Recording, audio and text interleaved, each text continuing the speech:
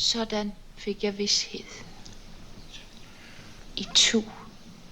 Du nåede jo det, du ville nå.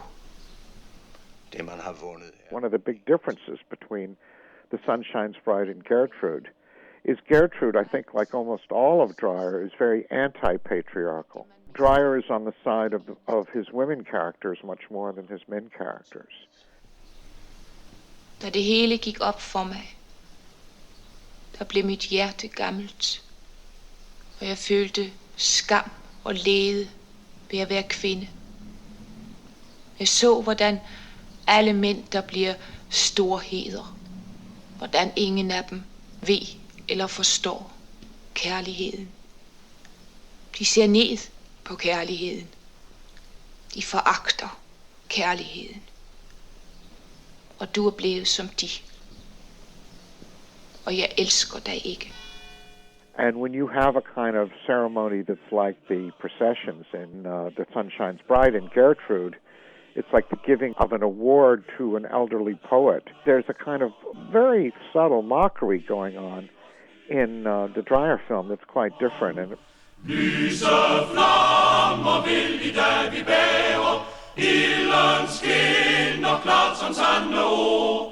Vore tanker skriget er på ære, vi vil kæmpe stødt for alt vi tror. And Dreyer had a kind of ambivalent relation to that because the actual award that is presented in the film was actually physically an award that had been presented to Dreyer, I think, by the Danish government.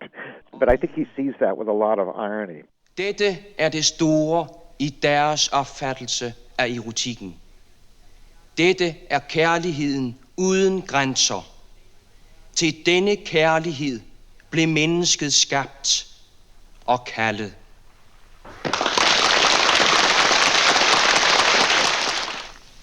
Se kun på mig. Er jeg smuk? Nej, men jeg har elsket. Se kun på mig. Er jeg ung? Nej, men jeg har elsket. Se kun på mig. Lever jeg? Nej, men jeg har elsket. Og ja, 16-årige Gertrud skrev mit kærlighedsevangelium.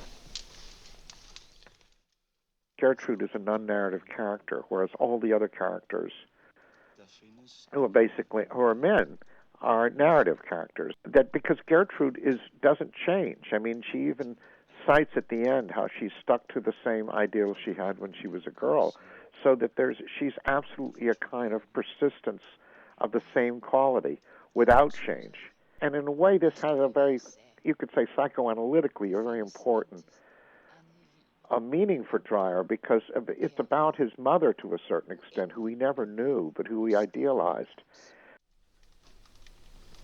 Når jeg engang står på gravens rand og ser tilbage på mit liv, vil jeg sige til mig selv, jeg har lidt meget, og jeg har ofte taget fejl. Men jeg har elsket. In a psychoanalytical way, you could say non-narrative is associated with the mother, and narrative is associated with the father. That relates even to, like the Oedipus story, in a sense that the narrative is an Oedipal thing. It's like solving the riddle. It's getting to the bottom of things. All of that is narrative. Whereas non-narrative is what exists when you're a baby in the mother's womb, and it also exists in death. Those are the only two times. Those are the two non-narrative states.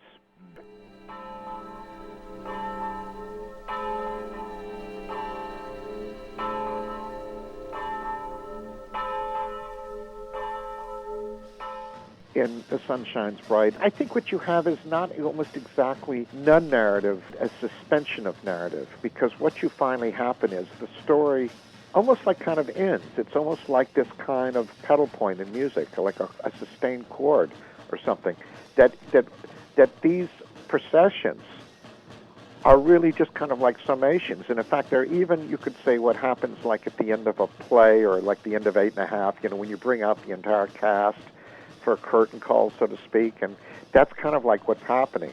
It's a recapitulation. On many levels, it's a recapitulation of the whole community, of the preceding story, of the whole career of Ford. It's all of these things. And this is why, in a sense, memory is so important. And, of course, memory is important with Gertrud as well, because they're both, films that end with an old person left with his or her memories and getting closer to death. Whoa.